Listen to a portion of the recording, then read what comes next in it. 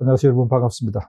공인노무사 2025년 노동법 1 강의를 맡은 최영우 교수인데요. 관련된 학습 전략 또 출제 경향 이걸 한번 간단하게 말씀드리도록 하죠.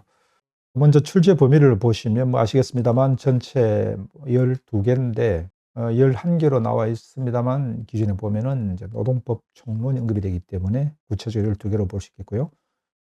근로기준법에서 주로 많이 나오고 나머지 관련 법률이다. 그렇게 볼 수 있겠고요. 그다음 법률별 출제 무당수를 한번 보시죠. 작년 2024년부터 당초 25 문제가 40 문제로 늘어났죠. 그러면서 조금 문제 수가 좀 분포가 바뀌었는데 작년 같은 경우에 40 문제 중에서 근기법, 아무래도 노동법의 기본이기 때문에 근기법에서 17 문제가 나왔어요. 나머지 23개 문제가 기타 법률에서 나왔다. 그렇게 볼 수 있고, 보시는 대로 근기법 외에 다른 기타 법률은 뭐 2문제 내외, 많게는 3문제, 적게는 1문제 그렇게 출제가 되고, 이런 분포도는 올해도 변함이 없을 걸로 예상이 됩니다. 그다음 그럼 이제 작년에 어떻게 나왔는가? 40 문제로 출제되면서 다들 인제 궁금해했는데 크게 2개로 구분해서 보시면, 먼저 근기법 전체 40 문항에서 17 문제가 나왔는데요.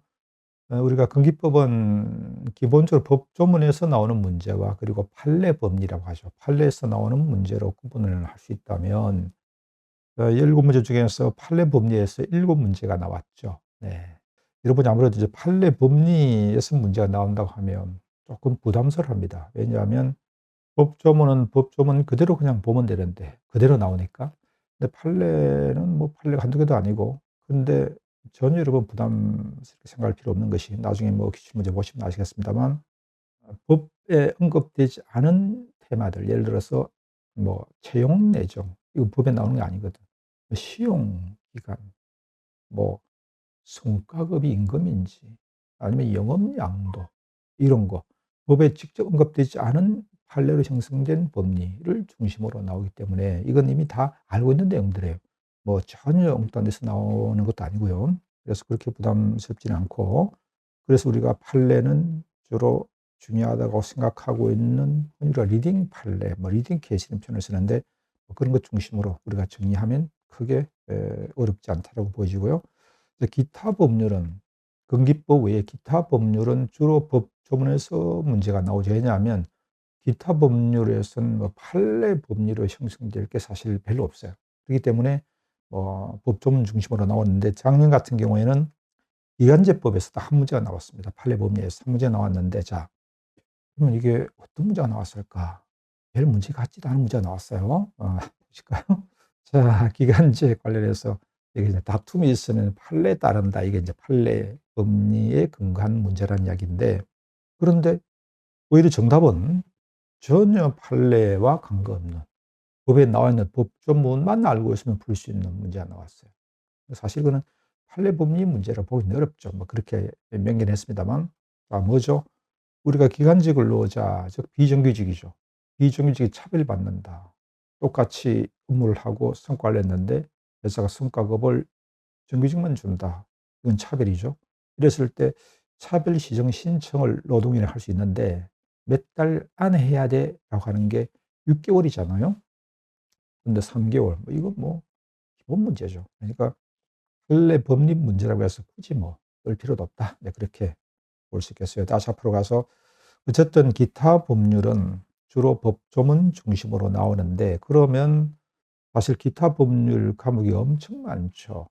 뭐 거기다가 산업안전보건법 같은 경우는 법규가 뭐 엄청 법장이 많잖아요. 그거 어떻게 다 우리가 암기합니까? 또 학습합니까? 근데 다행인 것은 뭐 법률 과목이 많다고 하더라도 출제되는 영역은 여러분 뭐 우리 흔히 시험에서 되게 정해져서 나오잖아요. 그렇기 때문에 저희가 이 문제 풀이할 때 그걸 다 감안해서 출제가 되는 영역 중심으로 접근하기 때문에 뭐 크게 문제가 되지 않는다. 그렇게 생각합니다. 자, 마지막으로 그럼 올해 2025년 공인노무사 1차 시험 준비 어떻게 될까요? 자, 제가 볼 때 이렇게 3개 정도로 이해하시면 될 것 같아요. 첫 번째는 가장 기본적 법률 내용을 숙지하면 된다. 그럼 이건 2가지 유형. 첫 번째는 우리가 법에 나오는 가장 기본적인 주제, 기본 원칙, 또 용어 정의, 결국 법률은 용어죠. 용어 정의, 근로자가 누구냐, 사용자가 누구냐, 평균임금이 뭐냐 이런 거. 그다음에 기간, 시간, 일수, 숫자, 출산휴가 기간, 또 시간, 우리가 임신기 단축은 몇 시간, 또 일수, 며칠 이런 거. 가장 기본적인 것들. 그다음 유형 2는 뭐냐면은 그 해당 주제에서 가장 핵심 기본 내용. 예를 들면 이런 거죠. 우리가 파견 근로하면 뭐예요? 파견 대상은 뭐냐 아니냐 이게 핵심이죠. 당연히 그거는 우리가 알아야 되는. 자, 그다음에 퇴직금 하면 퇴직금 중간 정산 사유 이런 거. 그다음 기간제로 가면은 가장 중요한 게 기간 제한 받느냐 안 받느냐. 기간 2 년인데 제한의 예외 사유 이런 거. 하나 더 하면 우리 chấp 규칙 하면 가장 핵심이 불이익 변경 절차거든. 그러니까 이건 누구나 우리가 예상할 수 있는 것들란 말이죠.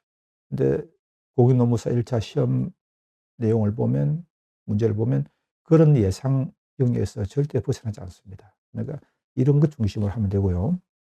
그다음 두 번째. 그럼 판례 법리는 어떻게 해요? 아까도 그때 했습니다만 이미 예상되는 우리가 영역, 예상, 리딩 판례가 있거든요. 네, 거기에서 나와요. 이것도 역시 우리가 충분히 대비할 수가 있고 마지막, 자 마지막 문제 문항수가 40문제로 늘어나다 보니 많이 우리가 우려했던 게 염려했던 게 '야 참 이 구술에서 이상한 문제를 끄집어내면 어떻게 하냐.' 물론 그런 문제가 일부 전체 40문제 중에 제가 볼 때 한 2문제 정도, 네. 나머지 대다수 문제는 이미 예상했던 문제들이에요. 2문제 정도인데 특히 그중에 이제 작년 문제 중에 하나가 벌칙을 묻는 문제가 있어요. 가끔 나와요. 변별력을 매겨서 그럴까? 쪼잔한 문제죠. 아주 쪼잔한 문제인데 그런데 이걸 우리가 어떻게 다 암기해? 3년 이하 징역에 3천만 벌금이냐? 법에 나오는 걸 전부 다? 이건 무모한 도전이에요. 그냥 하지 마시고 나오면 찍으면 돼요. 제 말이 아주 무책임한 발언 같습니다만 어차피 우리는 시험 준비하는 거죠. 네. 무모한 도전할 필요가 없다. 그렇게 우리가 정력을 낭비할 필요가 없다. 이렇게 생각을 합니다. 자, 여러분, 2025년 공인노무사 1차 노동법 1 출제 경향 학습 전략을 말씀드렸습니다. 본 강의에서 뵙도록 하겠습니다. 감사합니다.